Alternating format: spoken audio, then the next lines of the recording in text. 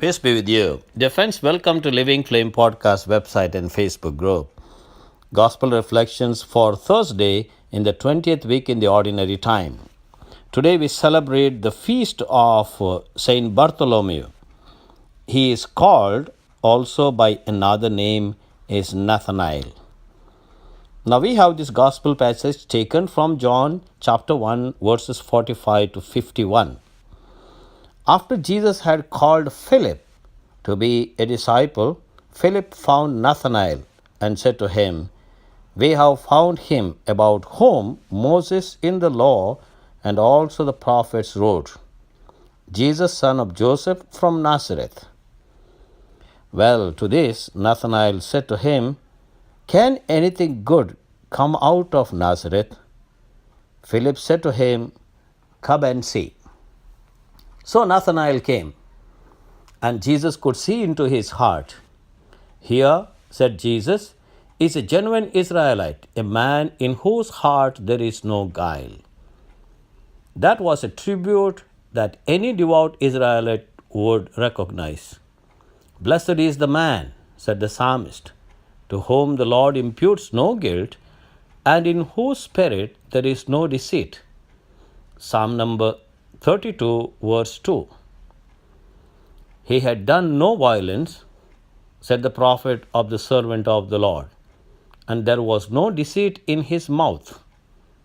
Isaiah chapter 53, verse 9.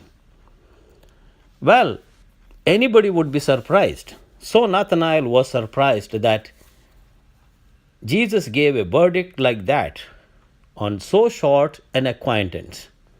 And he demanded how Jesus could possibly know him. Jesus told him that he had already seen him under the fig tree. So, dear friends, what is the significance of that? To the Jews, the fig tree always stood for peace. The idea of peace was when a man could be undisturbed under his own vine and his own fig tree. Further, the fig tree was leafy and shady, and it was the custom to sit and meditate under the roof of its branches. No doubt that was what Nathanael had been doing. And no doubt, as he sat under the fig tree, he had prayed for the day when God's chosen one should come. No doubt he had been meditating on the promises of God. And now he felt that Jesus had seen into the very paths and depths of his heart. It was not so much that Jesus had seen him under the fig tree that surprised Nathanael. It was the fact that Jesus had read the thoughts of his innermost heart. Nathanael said to him, "Here is the man who understands my dreams. Here is the man who knows my prayers. Here is the man who has seen into my most intimate and secret longings and longings which I have never even dared put into words. Here is the man who can translate and articulate the sigh of my soul.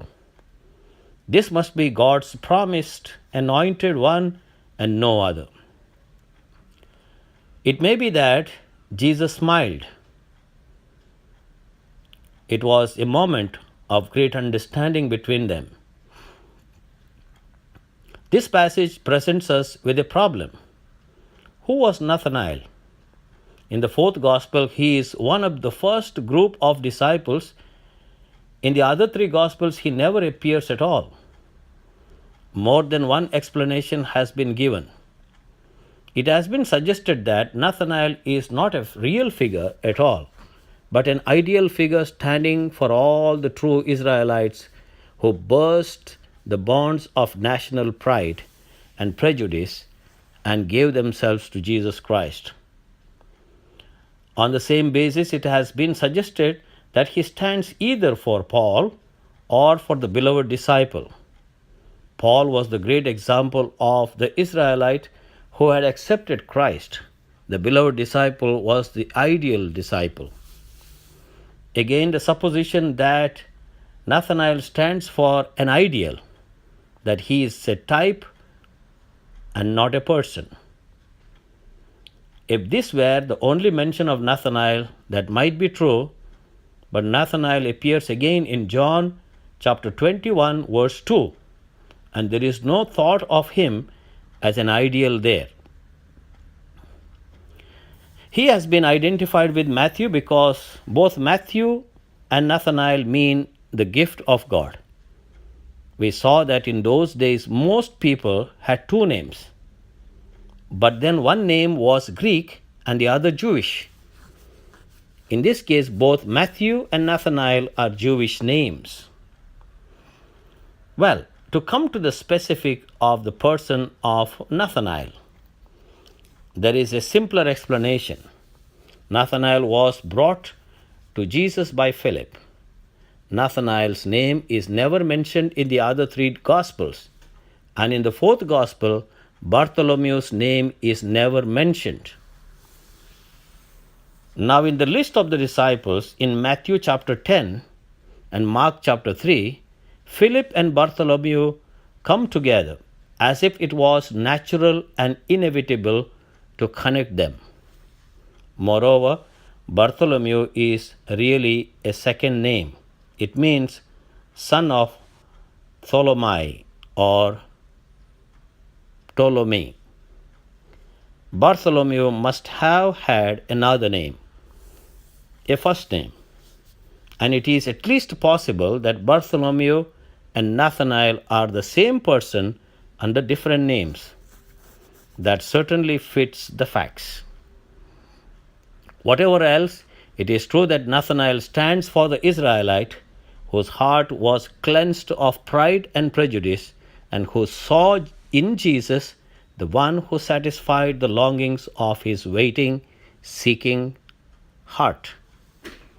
Therefore, dear friends, today as we are celebrating this feast of Bartholomew, whom we call also Nathanael, it's a moment for us to understand how we need to expect God's kingdom under the fig tree, a tree of peace and meditation, to understand God's designs in our lives and to expect His coming every day and every moment of our life.